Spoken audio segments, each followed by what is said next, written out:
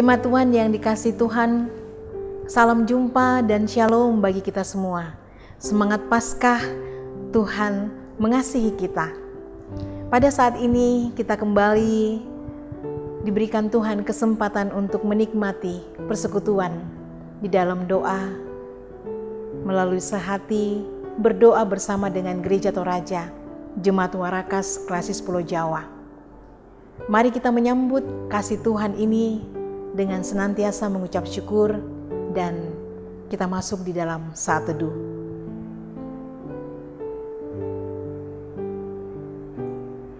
Kita mengangkat pujian untuk Tuhan.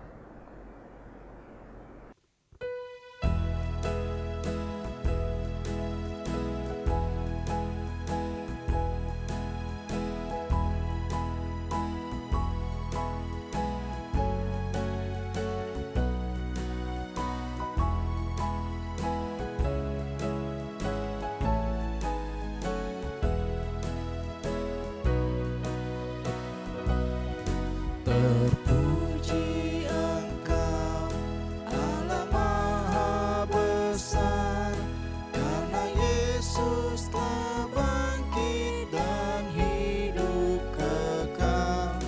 Haleluya, puji Tuhan, haleluya, amin.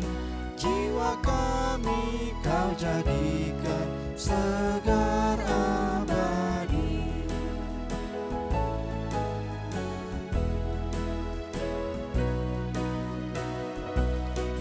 Berilah Tuhan kasih abadi-Mu, jiwa kami penuhi dengan api-Mu. Haleluya, puji Tuhan, haleluya, amin. Jiwa kami Kau jadikan segar abadi.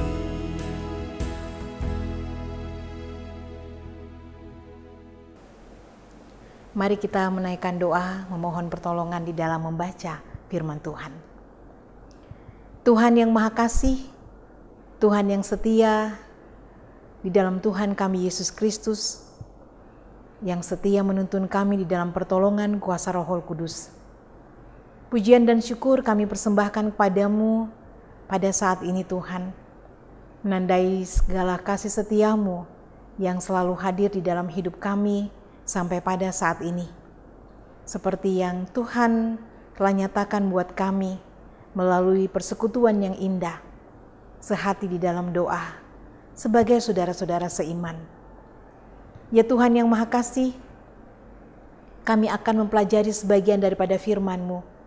Tuhan, terangi hati kami, selaku hamba-Mu dan selaku jemaat-Mu. Kiranya kami boleh senantiasa tertuntun untuk mengerti, memahami firman Tuhan secara benar di dalam kasih Tuhan. Ya Tuhan, ampunkan salah dosa kami. Terima kami yang datang berdoa. Di dalam nama Tuhan kami Yesus Kristus, firman yang hidup itu, kami berdoa. Amin.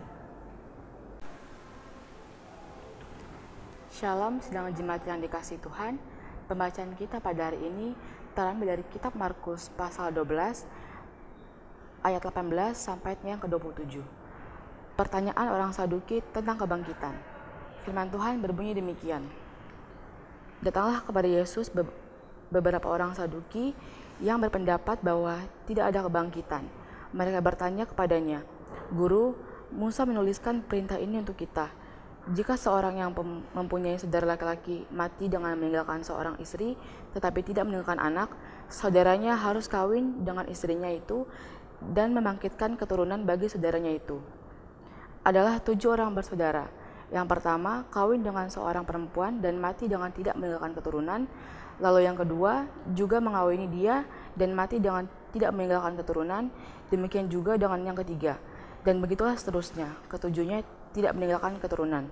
Dan akhirnya, sesudah mereka semua, perempuan itu pun mati. Pada hari kebangkitan, bila mana mereka bangkit, siapakah yang menjadi suami perempuan itu?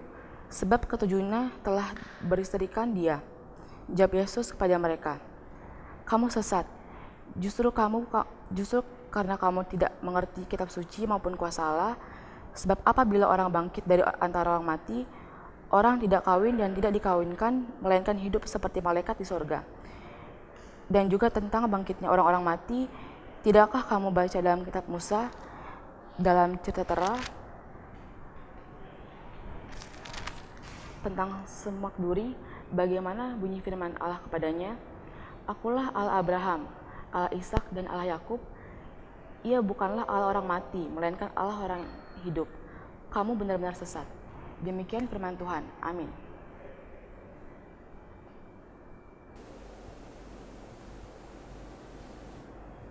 Jemaat yang dikasihi Tuhan, kita telah membaca bersama-sama satu bagian firman Tuhan yang terpilih dari kitab Injil Markus pasal 12 ayat 18 sampai dengan ayatnya yang ke-27. Saya memilih satu tema untuk kita renungkan bersama, yaitu memahami kitab suci di dalam tuntunan kuasa Tuhan.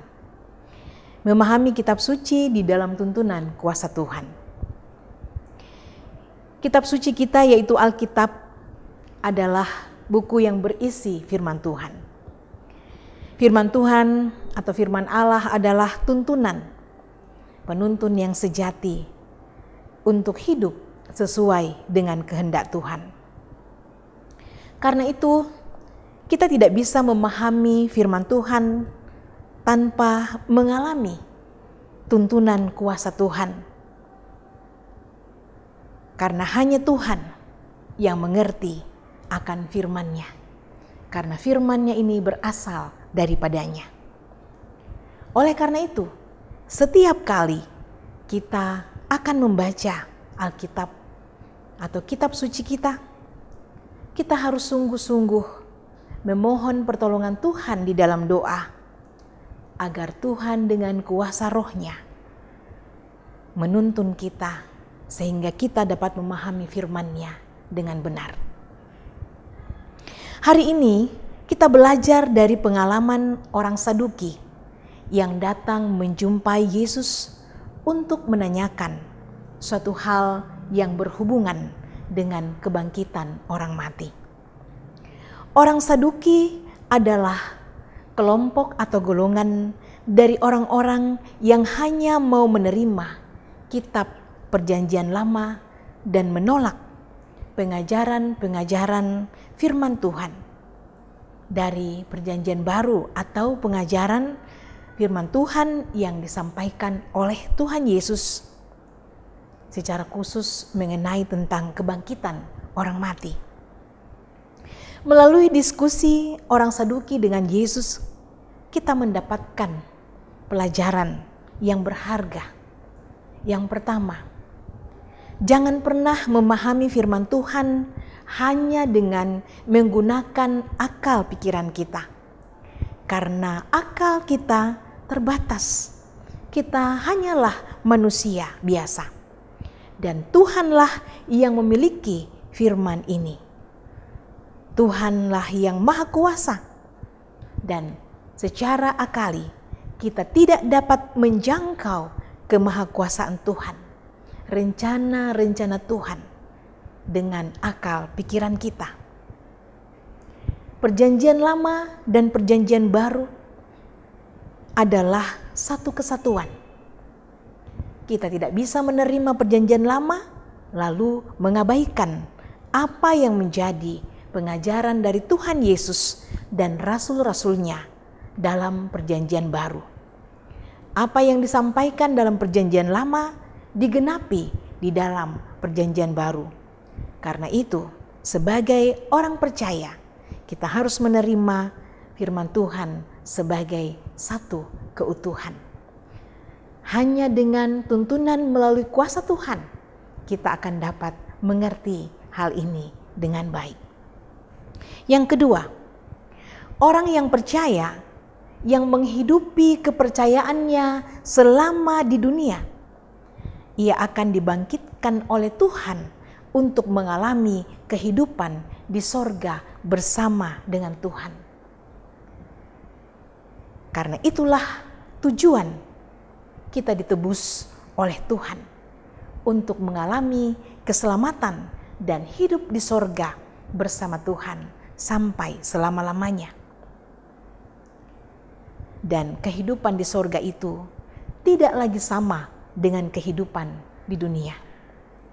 Menurut Tuhan Yesus, keadaan setelah kebangkitan tidak lagi seperti kehidupan sebelum kematian. Sebab keadaan setelah kebangkitan lebih tertuju kepada persekutuan bersama-sama dengan Allah dan tidak lagi terikat dengan hal-hal duniawi. Itulah yang dimaksudkan oleh Tuhan Yesus di dalam diskusinya dengan orang Saduki dengan mengungkapkan bahwa hidup setelah kematian adalah hidup seperti malaikat di surga bagi mereka yang selalu menghidupi kepercayaannya di dalam dunia ini. Setelah mengalami kematian, maka ia akan dibangkitkan oleh Tuhan dan hidupnya akan seperti malaikat di surga. Ayat 25 pembacaan kita. Kemudian hal yang ketiga, Allah kita yang kita kenal di dalam Tuhan Yesus Kristus adalah Allah yang hidup. Karena itu, walaupun kita kelak akan mengalami yang namanya kematian, tetapi kita akan dibangkitkan dan hidup bersama dengan Tuhan di sorga.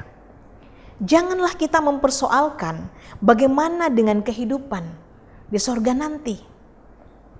Kita harus percaya bahwa jika Ia dapat menyertai kita di dalam kehidupan kita di dunia ini dengan kasih dan kuasa-Nya, jikalau Ia hidup di dalam hidup kita untuk menyertai kita di dalam setiap perjalanan hidup kita, jikalau kita mempercayai kehadiran-Nya bahwa Ia hidup menuntun kita di dalam sepanjang hari-hari kehidupan yang masih Ia karuniakan, maka dengan kasih pula dan juga dengan kuasa-Nya pula kita percaya bahwa kita pun akan hidup bersamanya di kekekalan bersama dengan Tuhan di sorga. Maut telah dikalahkan dan Tuhan kita hidup. Bersyukurlah dan tetap percaya padanya. Amin firman-Nya. Mari kita mengangkat pujian untuk kemuliaan Tuhan.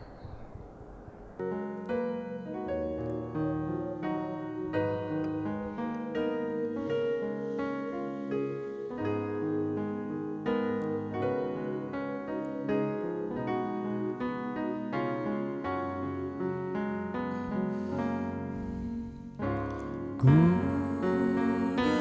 dengar berkat-Mu turun bagai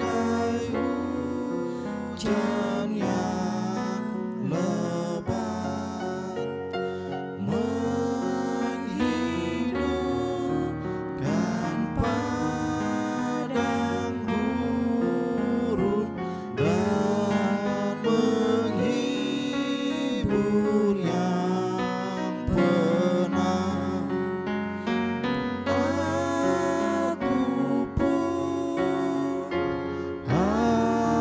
Aku